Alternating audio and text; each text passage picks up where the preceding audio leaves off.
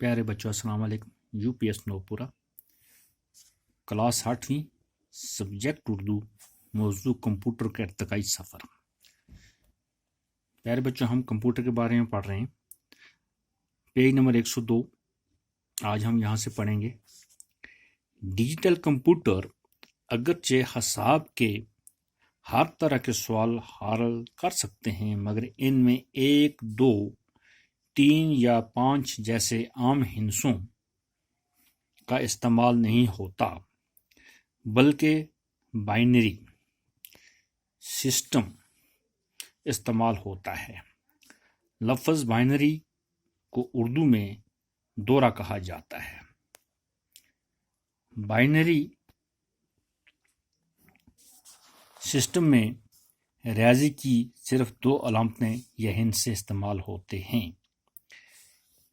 گویا digital computer حساب کے ہر طرح کے سوال تو حل کرتا ہے، مگر ان میں 1، 2، 3 یا 4، 5 جیسے عام ہندسوں کا استعمال نہیں ہوتا، بلکہ بائنری سسٹم استعمال ہوتا ہے۔ بائنری سسٹم کو اردو میں کیا کہتے ہیں؟ دورہ کہا جاتا ہے۔ گویا اس سسٹم میں ریاضی کی طرف 2 علامتیں یا ہندسے استعمال ہوتے ہیں۔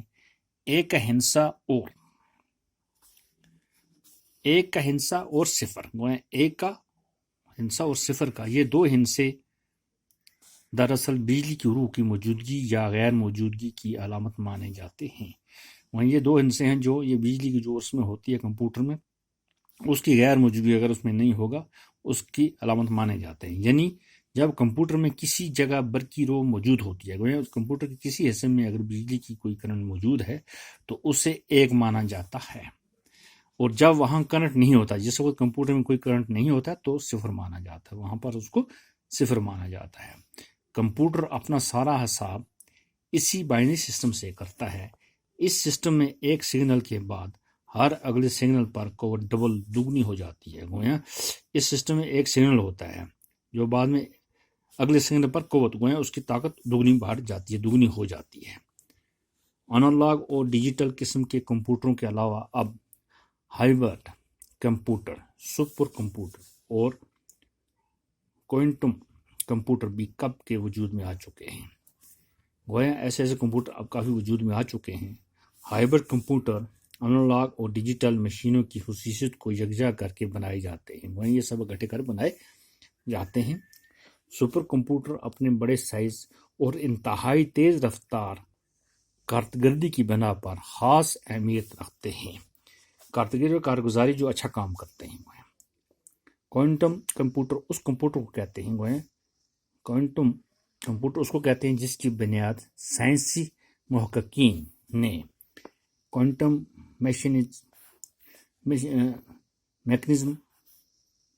میکانزم کے اصولوں پر رکھی ہے۔ کمپیوٹروں کی انہی تیز رفتار مشینوں نے انسانی تاریخ کے بے مثال اطلاقی انقلاب انفو ریولوشن کے اثرات کرہ ارض کے چپے چپے تک پہنچانے میں اہم کردار ادا کیا ہے۔ گویا اس کی وجہ سے زمین کے ہر حصے تک، ہر حصے پر اس کے اثرات پہنچ گئے ہیں۔ کس کے؟ کمپیوٹر کے۔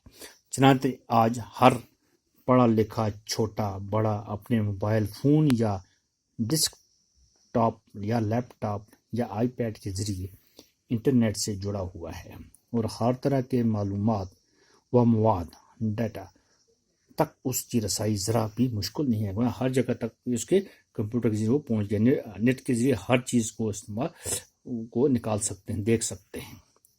آج کل کوئی بھی مشکل کام نہیں ہے، سب جو بھی ہے وہ انٹرنیٹ سے نکال سکتے ہیں۔ کس کے ذریعے؟ ہم اپنے موبائل فونوں یا ڈیسک ٹاپ یا لیپ ٹاپ یا آئی پیڈ کے ذریعے۔ جرمن سائنسدان اور فلسفی لیپنٹ بائنری سسٹم کو فطرت کا سسٹم مانتا ہے۔ جرمن والے جو سائنسی فلسفی لیپنٹ بائنری سسٹم کو فطرت کا سسٹم مانتا تھا کہ بائنری سسٹم کا ایک جو ہے ایکتا یعنی وحدت کی علامت ہے۔ ایک ہے وحدت کی علامت، اللہ کو سمجھتا ہے، ایک ہم اللہ کو سمجھتے ہیں جیسا ایک ہے، اور خدا بھی ایک ہی ہے، اور صفر کچھ نہ ہونے کی علامت ہے، وہ صفر کچھ بھی نہیں ہے۔ ایک جو ہے یہ اللہ کی علامت بھی ہے، جیسے لا یعنی عدم، اور خدا نے سب چیزیں خلا عدم سے ہی تخلیق کی ہیں، وہ وجود میں لائی ہیں۔ دوسرے معنوں میں ایک ہندسہ خالق کی علامت ہے، وہ ایک ہندسہ خالق کہتے ہیں پیدا کرنے والے، اس کا ہندسہ ہے، اور صفر تخلیق کی، جو تخلیق ہوئے پیدا کرنے کی۔ بائنری سسٹم اشاریہ سسٹم سے بالکل مختلف ہوتا ہے۔ اشاریہ سسٹم میں 9 تک ہندسے اور 10واں صفر استعمال ہوتا ہے، وہیں اشاریہ سسٹم صرف 1 سے 9 تک استعمال ہوتے ہیں، اور 10واں جو ہے وہ صفر ہے۔ بائنری سسٹم میں یہ ہندسے بالکل مختلف انداز میں لکھے جاتے ہیں، مثلا 9 کے ہندسے کو بائنری سسٹم میں اس طرح لکھا جائے گا۔ یہ انشاءاللہ ہم اگلے ویڈیو میں پڑھیں گے۔ باقی والسلام۔